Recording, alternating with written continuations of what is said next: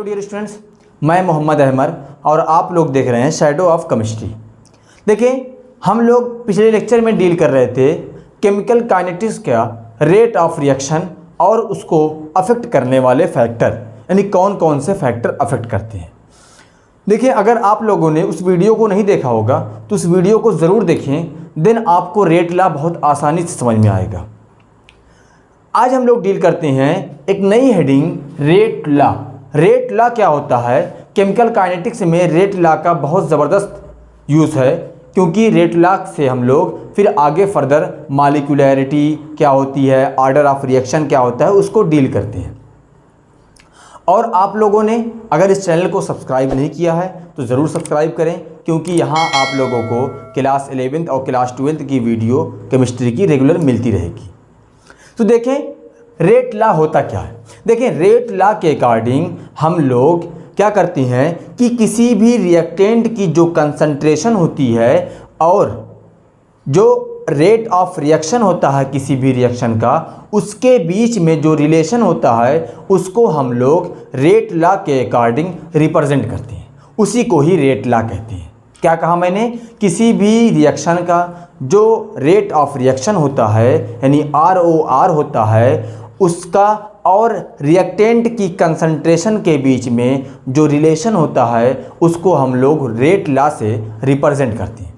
दूसरा एक तरीका से समझते हैं तो जो रेट लॉ होता है, यानी किसी भी रिएक्टेंट मॉलिक्यूल की जो कंसंट्रेशन होती है उसको हम लोग रेट ऑफ रिएक्शन पर क्या डिपेंडेंसी होती है उसको हम लोग रेट लॉ से रिप्रेजेंट करते हैं, या उसी को हम लोग रेट लॉ कहते हैं। देखिए, डेफिनेशन क्या होती है? The equation which correlate the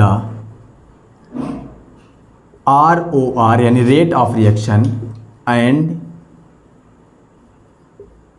concentration of reactant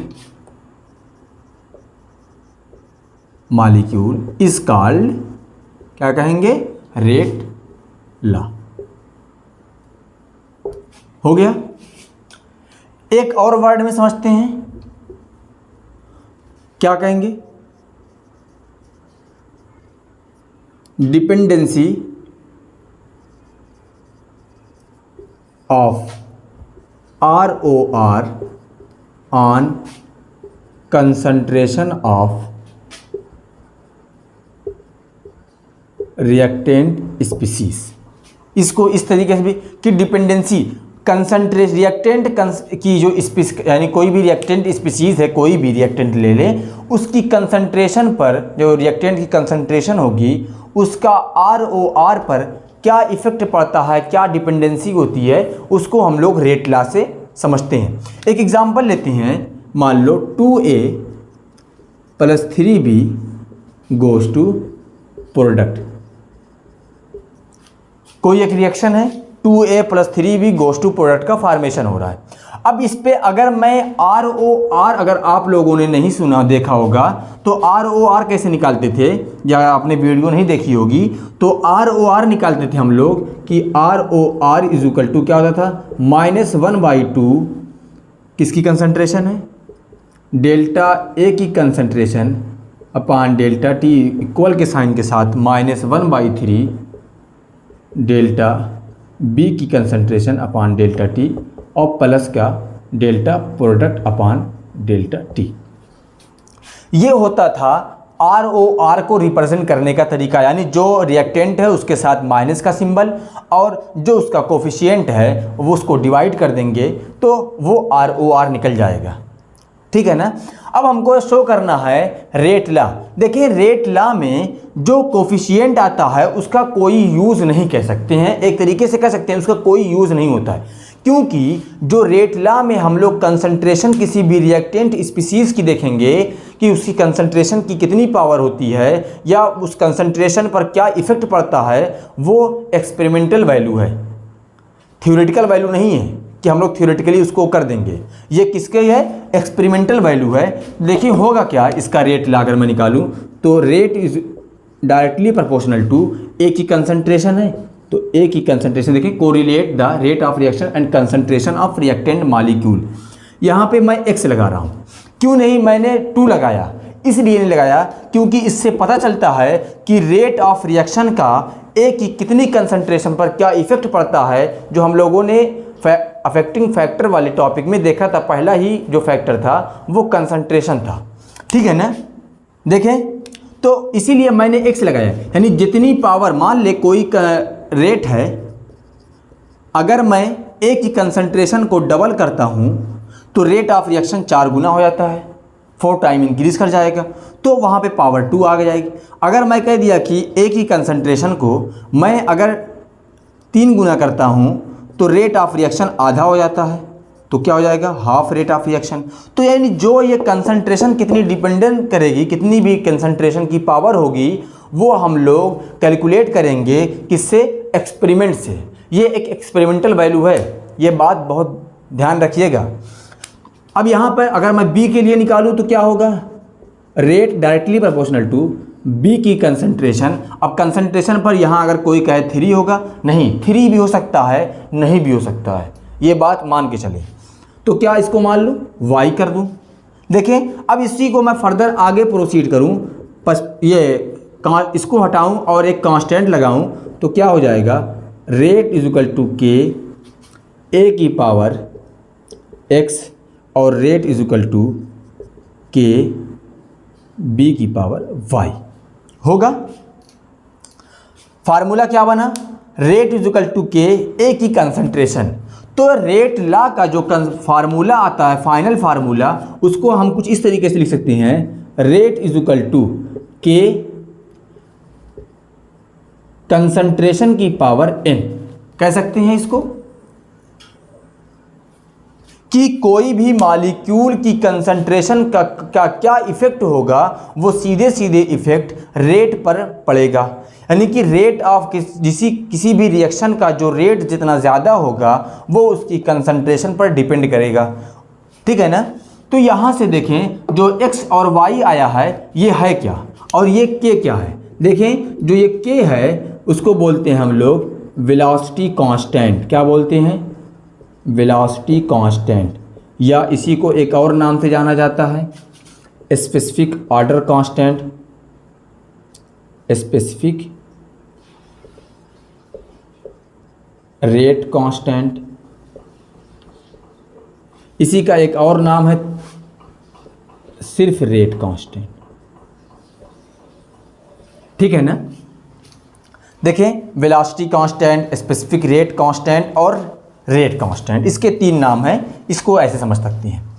अब यहाँ पे देखें एक चीज़ और कि ये x और y क्या है, तो हम लोग लिखेंगे कि x क्या है, x इज इक्वल टू लिख सकते हैं कि इस A मॉलिक्यूल की ऑर्डर ऑफ रिएक्शन, यानी order of reaction for A with respect to A, यानी A की कंसंट्रेशन के रिस्पेक्ट में इसका जो ऑर्डर आया है वो x से आया है। जब B के लिए y है तो B की कंसंट्रेशन का जो ऑर्डर आएगा वो y आएगा, और अगर मैं x प्लस y कर दूं तो वो आता है, हम लोग उसको रिप्रेजेंट करते हैं n से, और जो ये n है ये ऑर्डर ऑफ रिएक्शन है। देखें पहली बार हम लोगों ने अभी इस चैप्टर में ऑर्डर ऑफ रिएक्शन की बात की है।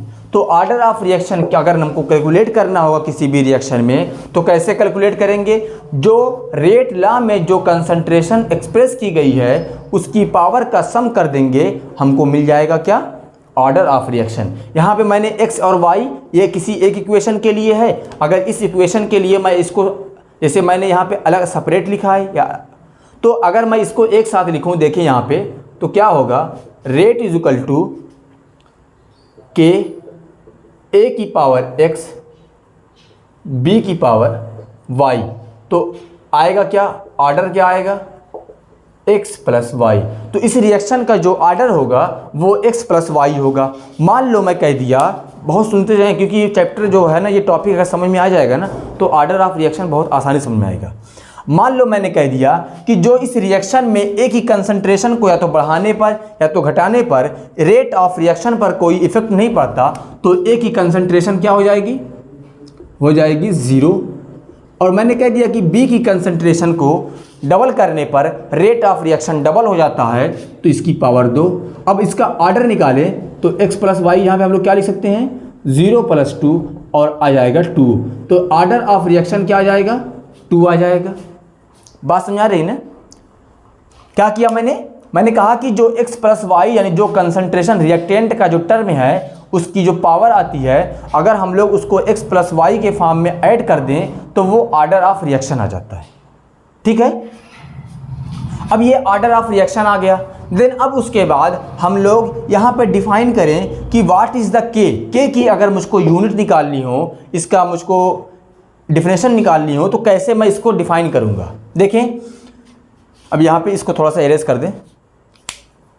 अब देखते हैं कि रेट कांस्टेंट को कैसे डिफाइन करेंगे, उसकी यूनिट क्या होगी। देखिए, रेट कांस्टेंट जो है वो जो उसकी यूनिट है ये बार बार चेंज होगी, क्योंकि जो रेट कांस्टेंट की यूनिट है वो डिपेंड करेगी ऑर्डर ऑफ रिएक्शन पर। ठीक है ना, तो रेट कांस्टेंट की जो यूनिट है वो डिपेंड करेगी ऑर्डर ऑफ रिएक्शन पर। तो जैसे कोई भी रिएक्शन जिस ऑर्डर की होगी उस ऑर्डर के लिए रेट कांस्टेंट की वैल्यू बार बार चेंज होती रहेगी, यानी जो उसकी यूनिट है वो बार बार चेंज होगी। देखें, रेट ऑफ रिएक्शन का फार्मूला हम लोगों ने क्या लिखा था कि रेट इज इक्वल टू के कंसंट्रेशन की पावर n, है ना। अगर मैं कह दूं कि जो जैसे हम लोगों ने एक इक्वेशन लिखा था 2a + 3b goes to product, यही लिखा था पीछे फार्मूला, जो इक्वेशन जो लिखी थी वही लिखा था।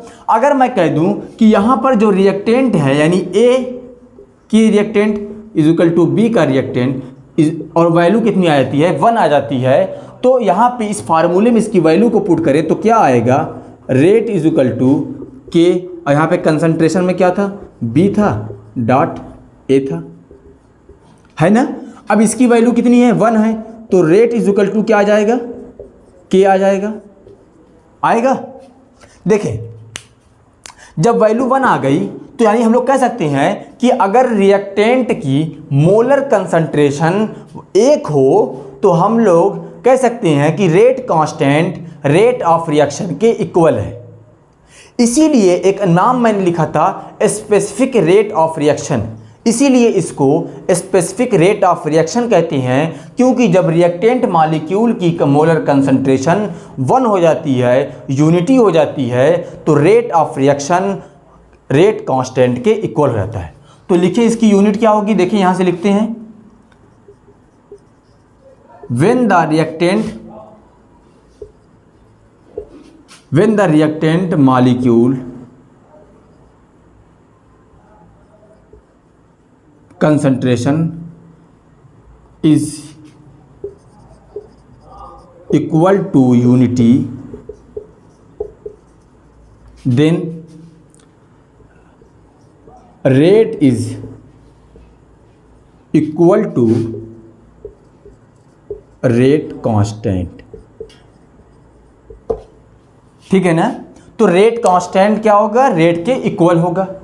अब यहां से इसकी यूनिट को डिफाइन करें तो यूनिट क्या आएगी, देखें तो फार्मूला क्या है, रेट इज इक्वल टू के कंसंट्रेशन की पावर n, इसी से लेके निकालते हैं। देखें तो आएगा क्या, k इज इक्वल टू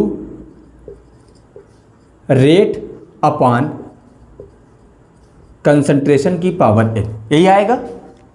अब देखें, रेट ऑफ रिएक्शन यानी ROR की यूनिट हम लोग निकाल चुके हैं। ROR की यूनिट क्या आएगी, मोल पर लीटर पर सेकेंड, यही यूनिट थी। अब यहां पे देखें, और कंसंट्रेशन की यूनिट क्या होती है, मोल पर लीटर की पावर n, हो गया। अब इसको ऊपर लेके जाएं तो आएगा क्या, मोल पर लीटर की पावर 1 - n सेकेंड इनवर्स, यही आएगा। देखें, मोल पर लीटर को सेकेंड को यहाँ पे हटा दें, अगर मैं यहाँ पे कर दूँ सेकेंड को थोड़ा सा सेकेंड इनवर्स, तो मोल पर लीटर, यहाँ पे भी मोल पर लीटर है, या इसको ऐसे रिप्रेजेंट कर दूँ, मोल पर लीटर दोनों सेम है। इसकी पावर अगर 1 है, कुछ पावर नहीं है तो 1 मान लेते हैं, 1 पावर है तो इसको जब ऊपर लेके जाएंगे तो 1 माइनस एन। अगर यहाँ पे समझ में नहीं आ रहा तो यहाँ पे देखें क्या होगा, मोल पर लीटर, इसको 1 मार ले, सेकेंड इनवर्स, यही है ना। इसको देखें यहाँ पे, उसके बाद क्या होगा, ये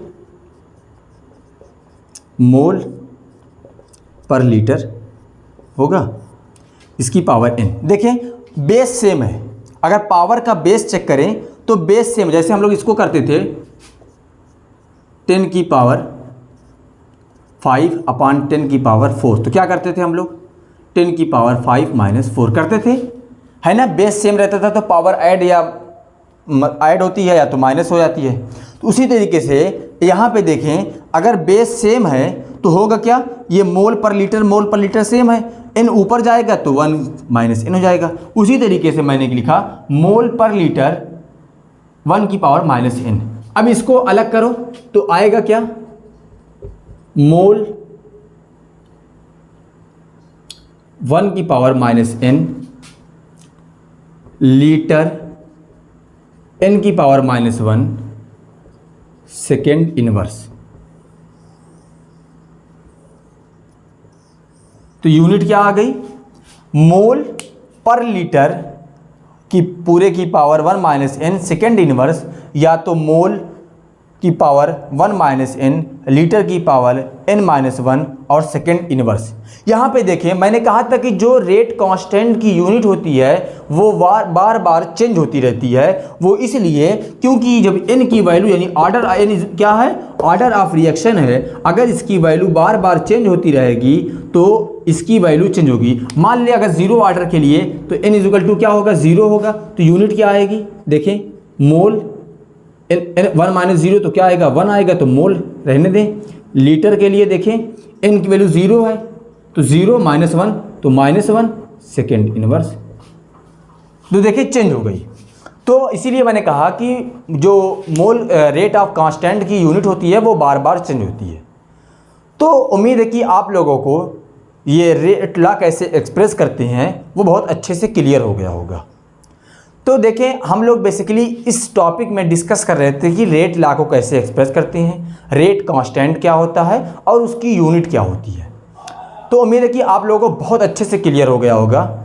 देखें अगर आप लोगों ने इस चैप्टर को या पिछले जो इलेक्ट्रोकेमिस्ट्री है या सॉल्यूशन है उसकी वीडियो को नहीं देखा होगा तो उसकी वीडियो को ज़रूर देखें, क्योंकि वहाँ मैंने पूरे एनसीईआरटी को कवर किया हुआ है। आप लोग वहाँ से देख सकते हैं, एक एक टॉपिक की एक एक वीडियो है, आप लोग बहुत अच्छे से और बहुत कम टाइम में तैयार कर सकते हैं। Thank you for watching.